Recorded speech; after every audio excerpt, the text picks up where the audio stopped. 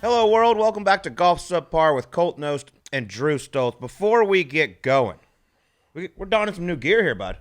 Fresh gear. Comfy. Fresh gear. Tell them about it. Courtesy of the boys at Linksoul, which we talked about last week. And good news, tis the sleason. The holiday sleason is here. Cyber Week holiday sale is kicking off. So we got a 40% off event. Get you a little something extra for being a Subpar listener. Starting Friday, they're upping this already unreal deal to 50% off your entire order when you check out with the code Subpar. So go to linksoul.com, type in Subpar starting Friday. 50% off. That's half. That's the like gear half. is fresh. It's roughly half, ballpark. Half off. The gear is sweet. Like we said, you can wear it on the golf course. It's casual.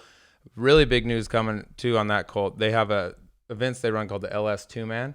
Starting in 2023, they're kicking off their first event at Streamsong, incredible resort down in Florida. They do a hell of a job with that. We're going to be giving away 2 spots into that 2-man event, which is a good event to be at. So stay tuned for more details on that. But good time of year to hook up your friends with a little holiday flyness. Yep. Make sure you go to linksoul.com. Check that out. I mean, half off. You might as well just buy double everything. Exactly. That's the logic. I love it. Or triple. And if you get the chance to go to that Stream Song, oh boy, that's a nice place. Yep. Nice little holiday gift as well. Stay tuned for more details on that. All right. Well, the boys on the PGA Tour get a very long, 6 weeks of off season now? Finally. 5 weeks? Yeah. The season is over. RSM Classic is in the books. Adam Svensson, the Canadian, picks up his first PGA Tour win. This thing was log jammed. It looked like we were going to have 4 or 5-man playoff. All of a sudden, Adam Svensson doesn't birdie the par 5 15th, but makes a huge putt on 16 for birdie. Great iron shot into 17 to make birdie. Ends up having a 2-shot lead coming up the last. Yeah, it's a nice way to get your first dub on the PGA Tour. This is a guy, too, that, I played going way back, Canadian Tour with this guy. And there was a group of us at the time. We used to kind of say, all right, who's got it? Who's the next guy? Because there's going to be some dudes coming off this tour that go out, get on the PGA Tour, win, have big careers. He was a guy, and he got there right at the tail end of when I was playing. But we saw him, and, to a man, the guys that I kind of did this little game with, that kid's got it. And I'm honestly, I guess, less surprised that he won on the PGA Tour, and maybe that it took as long as it did, because this guy's game is all around been really good for a long time. And even crazier to think that it's his first win on the PGA Tour. It's his first top 5. So he wasn't a guy that was like Sahith Theegala was right in the mix this week. Looked like he might be a part of that 4-man playoff, right? He's been knocking on the door. He's been close. You kind of get there. You don't win. You learn. The next time you get a little closer. Svensson just said, forget that. First top 5, I'll just clip that thing off. Yeah, I never got a chance to play with him when I was still going, but everyone's just raved about his ball striking and how much potential he has. It's just all about the putter for him. Well, this week, there was nobody that putted it better, and he ends up getting a 2-shot lead. We were looking at his stuff earlier. I believe this was his 70th event. He's made 39 cuts. He's now made right around $3.3 million. Well, 1.5 of that was this past week. Half of it basically came this last week, and he's a guy going back. Now it's kind of starting to happen for him. I really think he's one of these next Canadian guys that could be a part of the President's Cup. Next one's up there in Montreal. If he, hangs around the hoop, he could be a guy that gets picked for that, or maybe just automatically qualifies, because the game's been there for a while. Maybe it just takes one to get that domino effect like we've seen with some other guys. But in terms of just his all-around game and his talent, it's really good. So not a huge surprise that he won, but I thought we were headed for, I was like, this is a 4-way playoff ready to happen. Yeah, I'm with you. I mean, they were sitting there at 17 under, then all of a sudden, boom, boom, he makes those 2 clutch birdies. But cold as shit down there, too, oh my by God, the way. They were in awful. beanies. They were shooting these final round scores. Svensson finished with a bogey-free 64. There were some other good digits posted up there. It looked miserable every time I was turning on the TV, which, by the way, we didn't get to turn on the TV a whole lot this week because we had a bit of an event. But and we'll get to that. Well, there was a little bit of an event. But first, before we get to the Doers moment of the week, this is actually a special moment in whiskey history because Doers is releasing the all-new Doers 12-year-old. Doers has really invested the time to make a truly special Scotch whiskey. Like all the time you put in at the range to perfect your swing. The new Doers 12-year-old is double-aged and finished in first-fill bourbon casks for a flavor profile full of fruit, vanilla, floral notes, and spice, earning a 94-point rating from Whiskey Cast and a 93-point rating from Whiskey Advocate. Give it a swing, and please enjoy responsibly. It's now time for the Doers moment of the week, and yes, Lees, let's do it. It happened. If you're watching on video, I got a new little piece of jewelry. Look how heavy that hand is. Oh my God. You got an anchor. It only weighs 2 ounces, but it's an anchor, isn't it? It is. Wow. But that's heavy metal. We got amongst it this weekend, as we like to say. Throats are not doing great. No, but man, it was so much fun. Lucky enough to marry to my now wife. It's weird saying that. Yeah, get used to that. Yeah, Natalie. We put on a show Friday night welcome party into Saturday. It was one hell of a time. I mean, everybody that came out, can't thank you enough, but it went even better than I think I ever could have hoped for. I love weddings. Everyone's happy. Everyone gets after it a good bit. This one was spectacular from the start to the rehearsal to the pre-gaming before the wedding on Saturday. All the way into, we got to give a special tip of the cap to a very loyal listener, Mr. Peter Tomasulo. The Reverend, who became an ordained minister so he could be the officiant at your wedding, which goes to show you can be anything you want to be in this life. If Peter Tomasulo could be a reverend, then I'm not convinced I can't be the tooth fairy if I want to be. I mean, he's up there. I'm watching him go. By the way, he was more nervous than anything he's ever done in his life. Got out the gates with a little stumble early on the first sentence, the intro. You got that? You remember what he said? For those of you that don't know me, I'm Peter Tomasulo. And for those of you that do know me, I'm Peter Tomasulo. All right, thanks for clarifying that there, yes. Rev. All right, but proceed.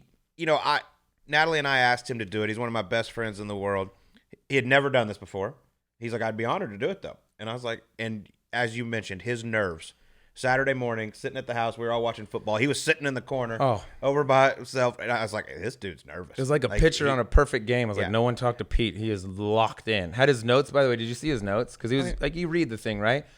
His handwriting, I was like, you could hand that to anyone else in here and they couldn't get it. It's just straight chicken. I was like, you didn't think maybe type this thing up might be a little bit easier so you don't have to, if you wrote a word sloppy, you don't stumble over it. He had a handwritten and it looked like Arabic. I told him before, I was like, listen, Peter, just calm down, relax. You're going to be fine.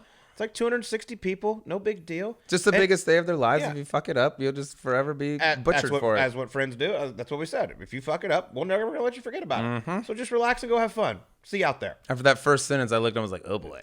There we go. He was so awesome. Great. He was thoughtful. He was funny. Took a little shot at our man Charles Barkley, which was great. Took a few shots at me. But, man, it was so much fun. Even the golf Friday. Organizing 25 of you idiots is not the easiest thing in the world to do, but everything went. I can't believe that worked, actually.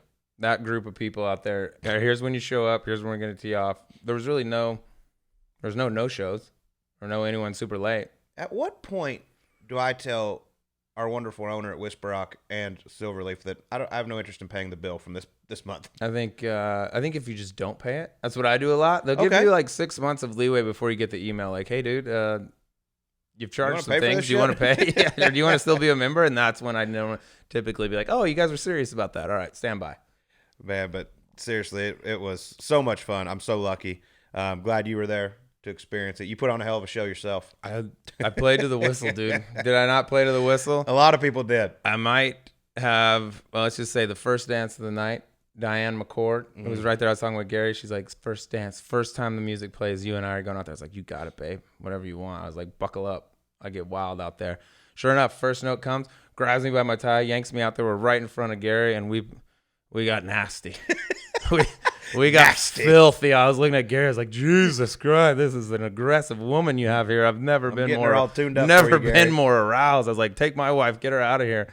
She's not gonna like what's going on right here. But we had a time, dude. And congratulations to you. It's fun to be a part of it. That was a hell of a wedding. I'm struggling. We'll continue to struggle. Thank God it's some holidays right now to get out of it. I'll give you my doers moment of the week, which ties into the deal, obviously. Saturday morning, we come over. Rehearsal dinner the night before. So we're getting IVs. By the way, it touched me. Tip of the cap for the IVs. Yeah. Game changer, because we had a big night that night too. We're sitting there. Well, my boys are on. TCU, Baylor. And I, as you know, watch games alone. Because I want to only be around people that care as much as I do, which is an unhealthy amount. So I always watch all of them by myself. For this, I'm like, well, I got to be there for this. It's second half. It's close. I'm sitting next to Gary Woodland, who, by the way, there's not a more of an energy suck, just a negative wet blanket the whole time, talking about how we're going to lose. Oh, that should be a penalty, flag, all this shit. Took all my positivity, all my mojo to get us through that game with the game-winning field goal where I went ape shit after that, rubbed it in Gary's face. But that's a tough environment for a guy like me to watch my boys potentially lose their perfect season, which we didn't. And shout out Griffin Kell. That's the moment of the week with the walk-off field goal to clip those boys. That was a hell of a game. I really enjoyed watching you freak out. I thought you were going to have a heart attack in my living room. But Gary, okay, listen, I've known the man for a long time. He is the absolute worst to watch your team with because he doesn't care. He wants them to lose, and he loves rooting against you. He loves fucking with you. I mean, it's entertaining now, looking back on it since y'all won. Now it's great, and it was fun. Yeah, I would but, have killed him otherwise. He was just giving it to you, and I was just crying. When I was running around the room after the field goal going ape shit, and then he yells, flag! Yep. I almost had a heart. I was like, no, don't. And then I saw that it wasn't true. I was like, you dirty dog. But congrats to your boys. They're hanging in there. Hanging tough, College dude. football Week playoffs. by week. We would love a 40-7 type of a game eventually, but we're not getting them. What are you going to do? Hair's getting grayer and grayer. Oh, my God. There's a lot of stress. I'm aging like a dog right now. All right, well, let's get to our interview this week. This was a fun one. We were lucky enough to host a panel out at the Golf's Top 100 Teachers Summit here in Scottsdale over at Topgolf. Some of the best teachers from all across the country were here, and we got to host a panel with the great Michael Phelps, Jim Bones Mackay, Parker McLachlin, the short game chef, and Timmy Clark, the little South African. It was a hell of a panel, wasn't it? It was awesome. You know, we went up there, just started asking a few questions. They started asking questions. We went out of the crowd. It was great. This is a really fun interview. Michael Phelps was having a good time. Phelps is a guy that everyone says, like, tough nut to crack. You know what I mean? Like, he could be a little standoffish, things like that. We got him going. And when we went in the crowd, we opened it up to the gallery, like to the fans, whatever you want to call it, to ask questions. And it was hard to hear back there because the speakers were up front. Like for us, every time I looked up, Mike was just still going. I'm like, yeah, Mike seems to be comfortable in here. So it was a hell of a panel. That's a good crew, kind of eclectic crew, different careers, different sports, all that. But yeah, that was fun. That was right before the wedding week too. Yep. All right, well, here it is. Enjoy. All right. Let's get this thing started here. Everyone get a drink, get ready, and welcome to the 8 a.m. Golf.com Instructors Summit. I am Drew Stoltz. He is Colt Nose. We'll be your host this evening. Before we get started, a big thank you to 8 a.m. and Howard Milstein for putting this event on. Let's give him a round of applause. Also, a huge personal thank you to Justin Timberlake for being here today. I've been with my wife 12 years. And until earlier this afternoon, she didn't give a shit about golf ever. And all of a sudden, about 1 p.m. today, she really got into golf and had to be here. So thanks for growing the game, dog. Appreciate you. You're doing God's work. She doesn't know where the Masters is played, but she had to be here tonight at the Instructors Summit to learn about golf. All right. Colt, why don't you go ahead and introduce our fine panel this eve. Well, first off, I would like to say how cool it is to have over 100 of the best instructors in the country. I think you fired about 52 of them. They couldn't help. Worthless. Gang, Worthless. I love you all. But seriously, we got an absolute legend sitting next to me right here. Jim Bones Mackay does it all. Caddy, TV. Currently on the bag for Justin Thomas. Tough job you got. Yep. And then the man next to him, I don't think needs an introduction one bit. We got Michael Phelps sitting over here. Now these other two we might have a problem with. We got a two-time PGA Tour winner, Tim Clark, in the building. And the short game chef, PGA Tour winner, now a very well-known short game instructor, Parker McLachlin. All right, my job's done. All right, that's it. Thanks, guys. See you next time. Before we get started, what do we all think about the new hairdo from our guy Mike right here? You really Mikey, couldn't hold back. talk to me. What is this? What do you call this? Now you're giving me shit. You were telling me to tighten it up. Now you're telling me, like, what's going on I think it's here? not extreme enough. No? No, I think you got to go more, It's dude. like really like Brad Pitt, Fury. Yeah, We it's just like- got to go there. Yeah, a little Mr. Miyagi vibe. You're really under the radar with That's that. what Fuji says. Really? Yeah. I mean, you put that man bun with Tim's mustache. I had one. I actually had a nice one. That's a walking Amber Alert. Children would not be allowed at this event. Nicole said, "Grow the full one back." I think my phone just vibrated. Hold on. Yep, Amber Alert. Jesus. Alert at Top Golf. All right, what we're going to do is we're going to ask some questions to all these guys, but really what we want to do is open it up to you all. You got some of the best in the business at everything they do, so we're going to ask a few questions. If at any point you got some questions for the boys, we're going to walk around with the mic, and you got full access to some of the best to ever do it. So with that being said, let's get started. Anybody got any questions? Yeah. No, let's start with you, Michael, though, because obviously we know golf is not your first sport, but you have become obsessed with the game. Tell us, what you love about the game of golf, and what's it like for you getting out there and teeing it up, because you play alongside some of the best players in the world. It's frustrating. And I honestly think it's because I did something for 2+ decades where I had great success, and now I'm out there and I literally struggle on top of countless shots, and it's not necessarily form, which sometimes it is, but it's more of really what's in between my head. So how can I get back to neutral? And that's like in the pool or behind the block, it was something that was so simple because I practice it every single day. But I feel like the more that I am hitting a golf ball, I don't want to say the easier it gets, but the more confident I am. The more relaxed I am, the more I'm able just to be me and play the shots that I play. Is it humbling to go from like the best in the world, that best to ever do it, to go and just start at 0? And then you have the balls, though. You have the balls to get out at 16 and hit the shot of glory. Oh, I mean, is that a real question? Well, I don't know. Like, fuck. Egos are a weird thing. It's hard as hell, but like, I just love the game. Like, that's the dead honest truth. Like, I'm just obsessed with the game, and look, like competition for me has been, I don't want to say easy, but it has been because of the preparation that I've put into my respective sport. So when I'm, put at 16 in front of 30,000 people and they're booing you or they're screaming or they're hammered and you have no fucking clue what they're saying, you just try to relax, but it is really hard. My hands are shaking when I'm putting the tee in the ground as soon as I walk through that tunnel because it's the adrenaline. I don't know. I could ramble for days. Well, I'm actually glad you said adrenaline because I think the man sitting next to me has seen it up close and personal more than anyone over his career. And I think that's one thing for all the teachers out there. I think, you can't really explain how to handle it until you're actually in the position. So you caddy for Justin Thomas, one of the best in the world. At what point in a round or does he do anything where like, hey, the adrenaline's kicking in, I got to allow for this a little bit? It was a big thing with McLachlin, the 25 years I worked for him. On those occasions that he had a chance to win the Masters, we would just throw everything out the window in terms of how far he hit the ball. And, you get to 15 and it's 70 degrees and, it's very kind of light air and he's got a chance to win the Masters and all of a sudden his 8-iron's going 17 yards further than it should. So, you just have to plug that in and hopefully learn your guy. Justin's a little bit more normal, if you will, in terms of not feeling that kind of excitement in his body and his numbers being what they would be on Wednesday at the Phoenix Open. So it was a big thing with Phil, lots of adrenaline, and Justin's just wired a little differently.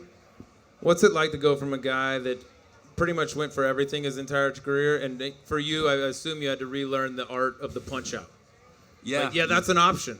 Yeah, my ulcer's doing better, so it's... it's that was part of what made Phil great, and he was very unapologetic about it and said, "This is the way I'm going to play, and if you don't like it, go watch somebody else." And that's great. He was a very authentic guy in that respect. So, but Justin's a little more buttoned up. He's played a lot of golf with Tiger, young, when he was in his early 20s. And I think that relationship has had an effect on ultimately how Justin goes about his business on the golf course. So a pretty good mentor to have, but. When it comes time, he's not afraid to kind of let it fly, drive a green, things along those lines. And he's got some go. A little bit.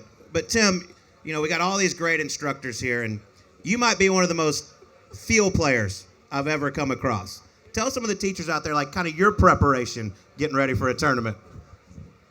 Well, growing up in South Africa in a small little town, there weren't too many golf instructors around. So the closest thing I came to a lesson was my father, who was a 14 handicap, telling me how to hold the club, right? Needless to say, I never had an instructor my entire career. So I'm quite proud of that. I don't like to put anyone out of a job, but... so all 100 of you, you're worthless, is what Tim just said. But I think just for me, I learned the game on my own. I hit so many balls as a young kid, probably from the age of 6, maybe even younger. I was at the golf course every day, and I figured out a swing, and it certainly wasn't a pretty swing. It wasn't a technically sound. Well, actually, it was pretty sound. But if I looked at it, I probably saw my swing on a video for the first time. I was 18 or 19 years old, and I nearly had a heart attack, right? But I made it work, and I think for me, having hit so many balls, I didn't need the perfect swing. It could be off on some days, and I'd still be able to figure out how to play. So my philosophy on the game is quite different to a lot of guys. You know, I think they would love to hear the story because you shared it on our podcast, but you won the Players' Championship, one of the biggest golf tournaments in the world. Take us through 17, which everyone here knows, one of the most iconic holes that we see all year. Take us through that tee shot on 17 when you had a chance to win the Players. Yeah, and you've heard the story a few times, but you know, at that point I hadn't won on tour yet. I'd been on the tour for 10 or 11 years or so, and at that point I'd pretty much resigned to the fact I'm never going to win, right? And I get on 17, and I know I'm in the hunt. I'm pretty close. I'm trying as hard as I can not to look at a leaderboard, and I've got to tee the ball in the ground, and I almost fell over. You talk about the shaking hands. My head felt like the Jack in the Box guy, right? You know, I mean, it's like. So I managed to get it in the ground, and I'm discussing with my caddy what club we're going to hit, and I think I asked him about 5 or 6 times. You know, you think that's a 9-iron? You think it's a 9-iron? And eventually I get over the ball, and it's going through my head like, what has to move to get this club going back? You know, how do I normally do this? I've kind of lost all sort of feel, all consciousness at this point. And I remember the last thing I said to myself is, you've hit hundreds of thousands of golf balls. Just swing the club. You know, I think I told you guys this. If I'd had a swing thought at that moment, I would have probably missed the ball. It was just a case of get the club moving. And once I got the club moving, it all clicked into place. But that's just the game the mind plays with you. You know, it's that's the art of professional golf, is trying to deal with those emotions, deal with that adrenaline. And I didn't do a very good job of it before hitting the golf shot. But once I got that shot out of the way, I was back down to calm, and from then on, I actually felt really good about it. Speaking of not having any feel, Parker, you work with guys that don't have any feel every day. It's your new job. You went from PGA Tour winner, now you're one of the most respected short game guys on the PGA Tour. You're known as the short game chef on all social media outlets. Give us how you came into the name short game chef and what it's like going from playing to now being on the coaching side. Yeah, I mean, it was kind of just a whim. You know, every shot around the green has a type of recipe that you've got to use, right? You've got to open the face up or do something with the shaft, release your hands a certain way. And so I said, well, every shot's got a recipe. Every shot's got ingredients that you got to have to hit a high, low, spinner, whatever it might be. And so I was like, I want to be the short game chef. And so I'm giving out recipes all day. I'm just glad you admitted it's self-proclaimed nickname. I love no one that. gave it There's to you. nothing wrong with You that, just dude. came up with it. If you leave it up to Perfect. other people, they're all idiots. You know what I mean? Come up with your own. Do you think you made more money winning on the PGA Tour, or are you going to make from Charlie V trying to fix that disaster of his short game? I think it was probably roughly $1 million you got. I got to figure he's good for 2 or 3. What do you do with someone like that? When you're like, yeah, you just got to time your flinch. You're fucking up. Your flinch is too early, dude. You got to get it right there at the bottom. No, I've been lucky to help like 25. Look at him. He can't even order his drink. 25 people I've helped out of the chipping yip. So Charlie V, I got you. But yeah, you know, you see it more and more these days with the lies are being cut so tight, the agronomy's so good, the grass is tight, and people are forced to chip it from these, you know, little swales that Phil Mickelson creates on the lower course. So then, like, basically, how do you? I guess I ask everybody here, how do you teach somebody to get up behind the ball and not give a shit? That's part of it. Right? Part of it's technique, and part of it is right, mental. because like repetitions, it's the highest form of learning. So like, how can you get somebody to get behind the ball? Yeah, like I'm one of those people. Like I travel to Florida and I'm dead. The lies, no good. I'm dead, done. And I chunk everything. So it's like, how do you just get somebody to get up behind the ball and just, like I said, who cares? Just go. Well, for $250 an hour, you can learn, Michael. Well, I'm just saying, like, I'm giving you, like, I don't know, like, it's a question that I have. Like, You can buy a package of 4 for $900 though. ooh, right now. There you go. Serious question, though, Parker, because not to just call out our Whisper Rock guys, but that's the only people I know here, but we've got Charlie V, who's not the greatest chipper, and then our wonderful director of golf, Trent Rathburn, over there. You had to get one of them to get the ball up and down to save your life. Who are you going with? Or you could just kill yourself. Yeah, I mean, If you give me an hour with each of them, I can give you a good answer. No. But I think I can- It's like right now, right here, up and down for your life. Who you going with? If you had an hour with each of them, I'll who take would you Trent. take? I'll take Trent just because I feel like he has. Go blue. I feel like And you're dead. he's Go got the blue. pedigree. Charlie V is a much better tipper. Here's a question for a teacher, because obviously you need business, you need guys that need you to fix them and things like that. Is there some sort of incentive to not ever really fix them fully? That's the It's like a problem. guy that gets sick always coming back to the doctor. Like, you need to get sick for doctors to make money. That's been the problem I've noticed know? is that I fix people too Why? quick and they don't come back. Why? You can't fix them all the way. Be like, yep, you're good. I'll never see you again. I can't afford my house now. See you later. No, you give them little bits at a time, right? You give them 10% at a time. No, I mean I try to fix people 10%. the entire way. Like my goal is not to see them week after week. I don't want to do that. I want to fix them, get them going so that they can own it, and they go play in the tournament. But everybody, Okay, but got doesn't, it. but doesn't Yeah, you're right. everybody, That's the way but to doesn't do it. everybody learn differently though? So like, right? Like everybody's gonna grasp things differently than. Right? So I think like one of the great things about being a teacher, and these guys out here will know it, is you have to say the same shit 9 different ways because you never know how someone's gonna interpret Or 100. it. Yeah. Try 100. Yeah. Literally, Exactly. try 100. Like every single person is different. I had one coach for 20 plus years. The reason why, he got into my head the perfect way that it all made sense. Give us an idea of you on the starting block. How many thoughts are going through your head? 0. First on the tee. Okay.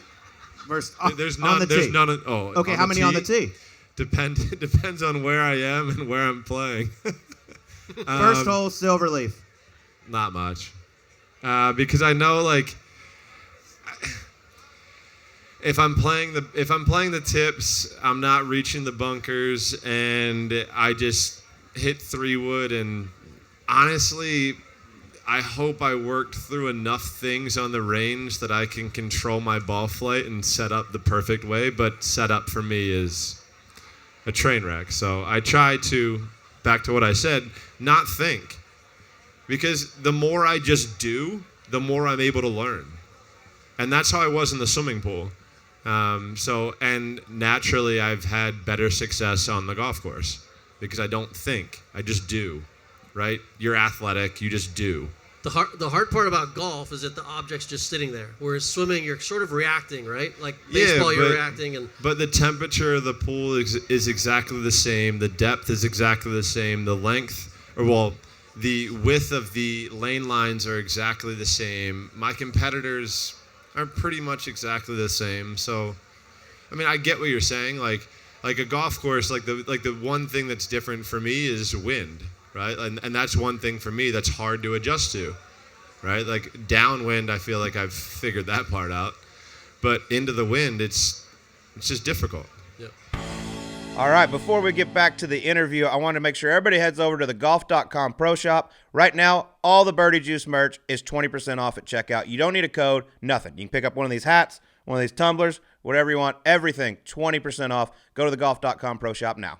All right, well, we would love to open it up for some questions out there. This feels like a good time. We're going to walk around here, give everyone the mic.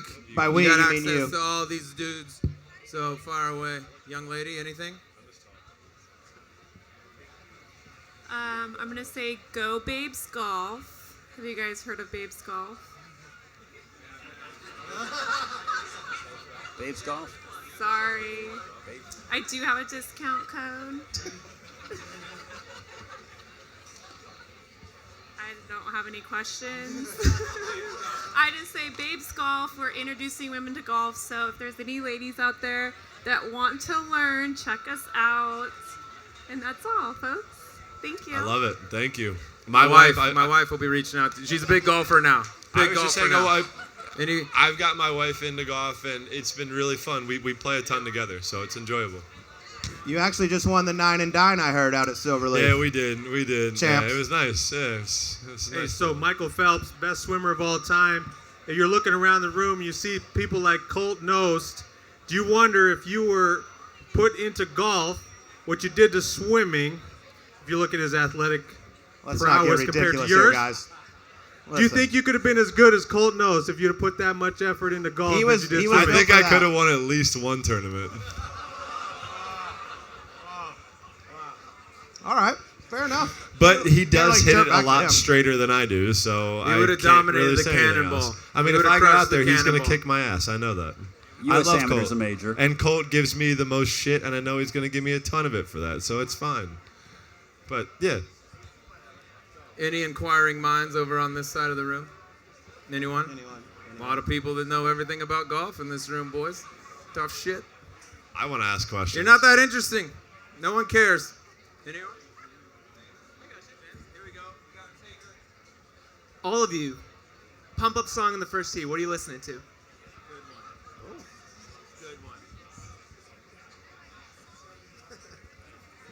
Yeah, Bones, go- I know you're getting hyped up out there. Yes. Anything by Dr. Dre. Little old school Dr. Dre. I'll go anything by Tool. I'm going with Toto Africa.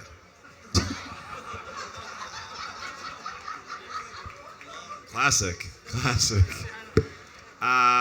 Mine was always hip hop. I was a big Biggie fan, but there's not one song. Sky's the Limit was one, but yeah, something with some meaning. Oh, I'll go Justin Timberlake. Good No choice. question about it. The man knows his audience. He knows the audience. But Bones, for you, as long as you've been doing this, you've been a part of, I don't even know how many wins it is. I think it's over 50 now. Do you get nervous at all going out there? I don't. I just, it just occurred to me at one point when you're sitting out there on the range behind these guys that, I don't have to hit a shot, thank God.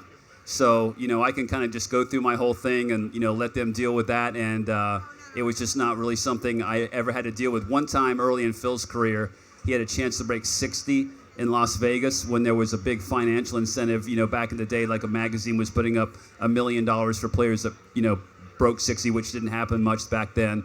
And I remember thinking, God, I don't want to be the guy that talks him into the wrong club, and it ultimately not getting to that kind of goal. But, fortunately, I'm just hanging out there and just enjoying the weather and just chasing down some divots. Is there a guy that y'all get paired with in today's PGA Tour that you still are like crazy impressed with? Anybody? Just one guy you get paired with, you're like, my God, he's got it. Well, certainly Rory all of a sudden has got it, maybe more so than he's ever had it. But I will say that having had a chance to caddy when Tiger was in his prime, I'll probably never ever say that someone was as good as that. Because Tiger, at one point, I figured was the best at every single part of golf than anybody else in the world, whether it's driving, irons, pitching, putting, mind.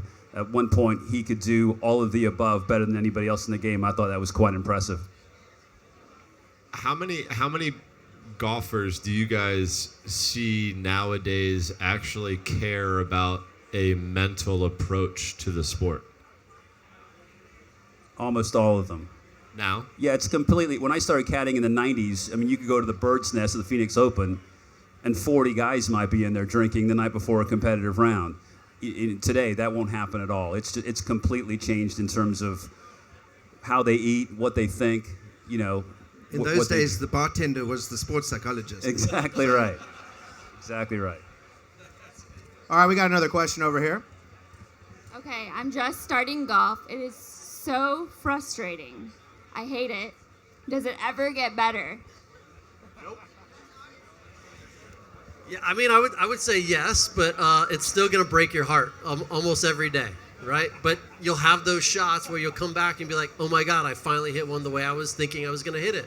But yeah, I think, go find any of the guys in here. There's 100 great instructors in here that will give you the right advice. All you need is a set of fundamentals, and then you can kind of start playing off of that and being creative and having fun with it.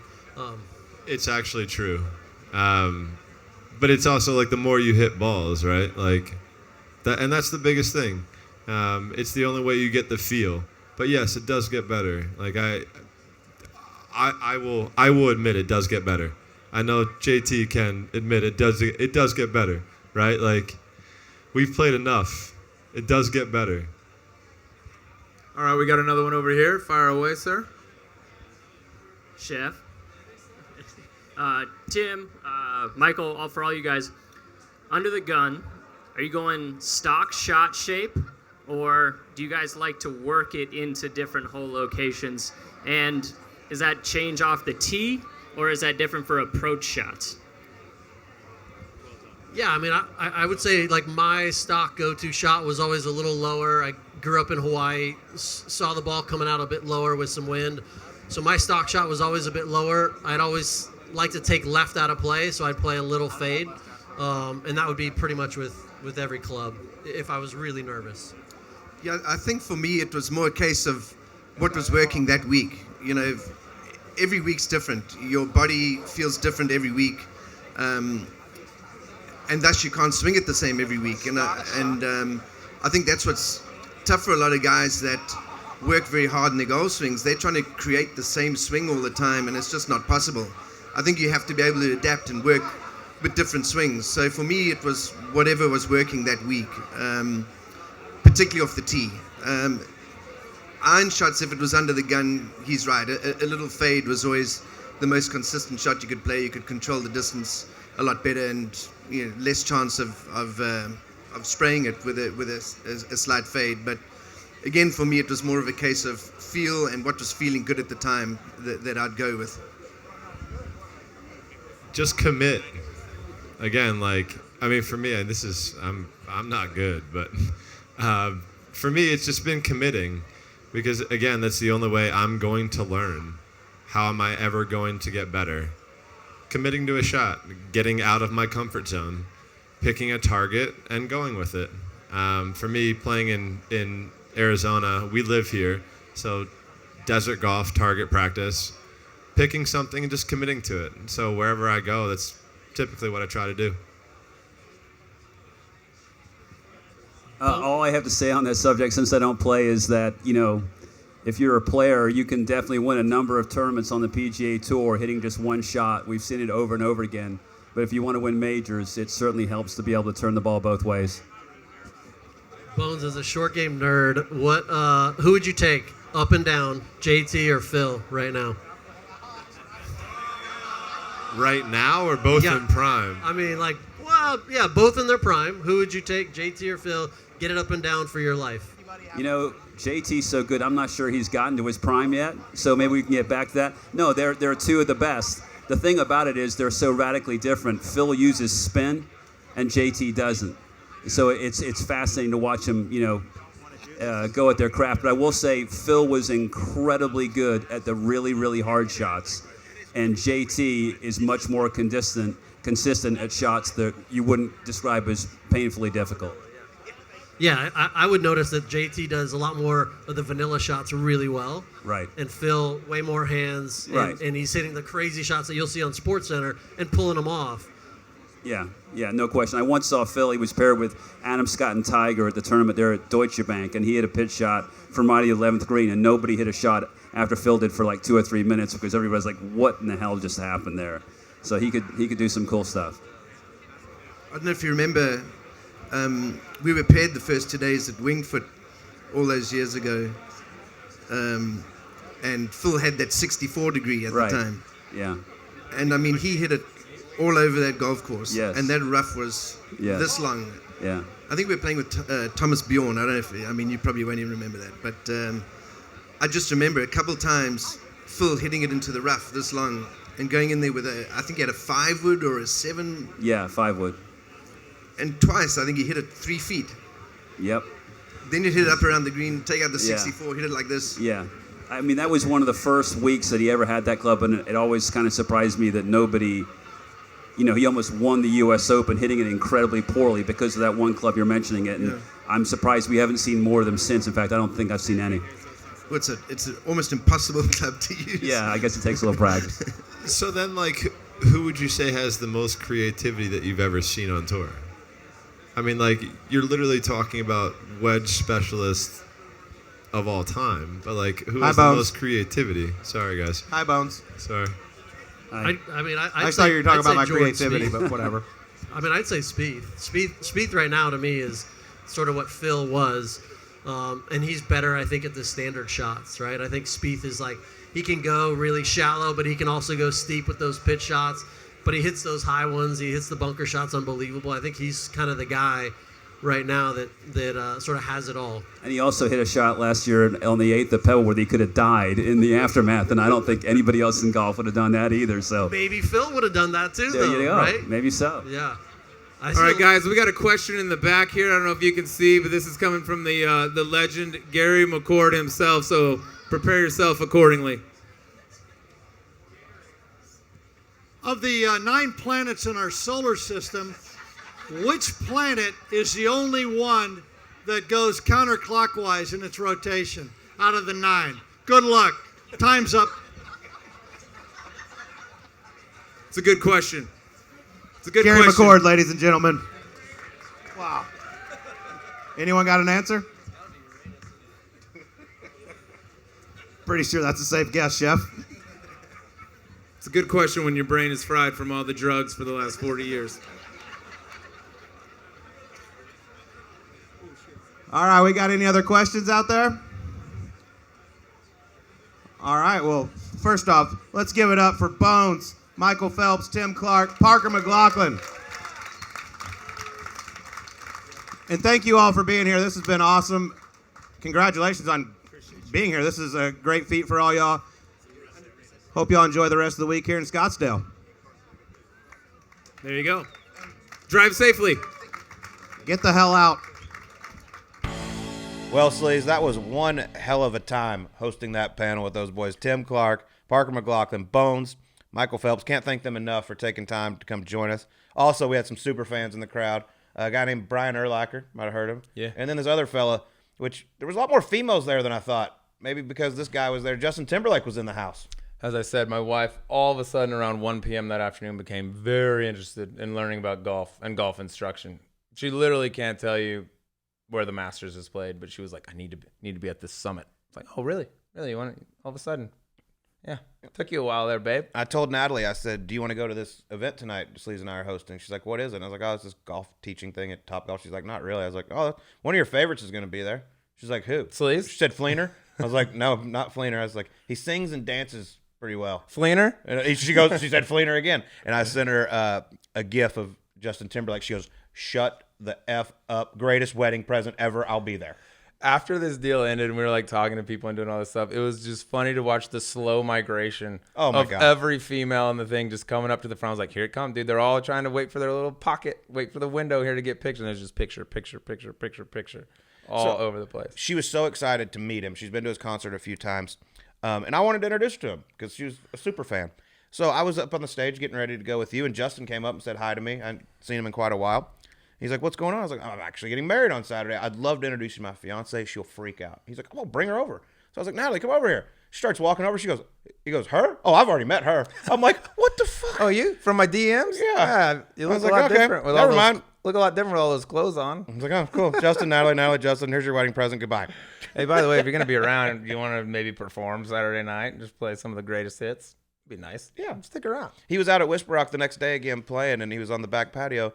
And I was like, you're still in town? He goes, yeah, I heard there's a wedding. I might stay and show up for it. I'm like, well, you're damn sure welcome. Yeah. I promise. You know what? Yeah, you get a +1 too. Maybe if old Jessica wants to slide in, whatever. But it was really cool to have all those great teachers in Scottsdale. My guy Randy Smith got inducted into the Teachers Hall of Fame, which was cool. But I know a lot of those guys out there use the Rapsodo launch monitor, which why wouldn't you? It's absolutely incredible. It's #1 rated personal launch monitor. Pairs Doppler radar in your iPhone or iPad camera to track and measure every shot, including a shot tracer on every swing. I think that's one of the coolest parts about it is how it films every swing. So not only do you get all your info, you can look at your swing and see how shitty it is. Yeah, you get them both in one package. You don't have to set up the phone, do all that stuff. And like I've always said, it's like every dude on tour is using something, right? A lot of guys using TrackMan. Those cost a ton of money. This is like getting all the info that you really need as an amateur or high-level amateur, pro, whatever it is. You get it all in one thing, but you don't have to break the bank for it. It makes practice way more efficient and way more fun. And right now, until December 4th, Rapsodo is offering a $150 discount off the MLM or a $200 discount off of the MLM and their premium subscription bundle package only at Rapsodo.com. That's RAPSDO.com.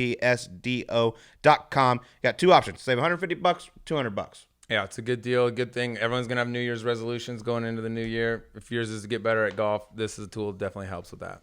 I love it. Go pick you up a Rapsodo. All right, let's get into some gambling. So as your football, your boys finally didn't cover. I know. But they won, more importantly. That's all. I've never been so, I told you, that was, as it was all going on, I was like, this one matters for a number of reasons, financially and just for my fandom. And I've never been so happy to lose a bet, the missed extra point, and it cost us. That's when I started to freak out. Would have won by 3, won by 2. No cover there from my boys, but, you live to fight another day. Back to Peter Tomasulo for a second, who coaches his son's flag football team, which is absolutely Coach incredible. and Reverend. I mean, I was damn. like, here's the deal. This is what you got to teach these kids. It's not about winning or losing. It's about covering. Yeah, it's all that matters. Sometimes maybe you need to tank, kids. There's a situation where you can benefit financially. Maybe don't give your best effort, but make it look believable. Yes. So if we're going to lose, we might as well lose by 17 instead of 14. Yes. That's a valuable lesson for kiddies to learn. But we did give you a winner this week because I took the Illinois Illini. Oh, that was Michigan. Smart. That could have been. They almost that beat was them outright. A close money line without a controversial call at the end. But yeah, that was a good one. All right, so this week I'm going to roll with one. This team has just been absolute shit. Oklahoma State has just really been struggling the last several weeks. I know our man Hayden Wood. Is he still paying off debt to you? He's hard to get on the horn to settle up on this thing, but I got some pictures. I said, you don't start doing this thing and posting as we agreed to, and there's going to be some pictures flying around the internet, bud. So I'm going to go with West Virginia plus 9.5 against Oklahoma State this week. Okay, Big 12 country. I love that. I'm going to go with, speaking of teams that ain't got it right now, I'm going against one. I'm going LSU minus 9.5 against A&M, who, by the way, is just in free fall mode. Starting the year, it was national championship playoffs. They spent more money than anybody on all these players. They are in a situation, they're in disarray right now. On the flip side, LSU, 2 losses early. Now they find themselves in a spot where they're going to play for SEC championship. They could potentially still get in the college football playoffs. It's just 2 teams in 2 very different spots right now. I think LSU rolls by double digits and big double digits. I think A&M's just ready for the season to be over. All right. Well, there you go. I got West Virginia. You got LSU. Go Tigers. Go Tigers. Yeah, go get the gumbo. All right. Well, everyone have a great Thanksgiving, and we'll talk to you when we return to Golf Subpar.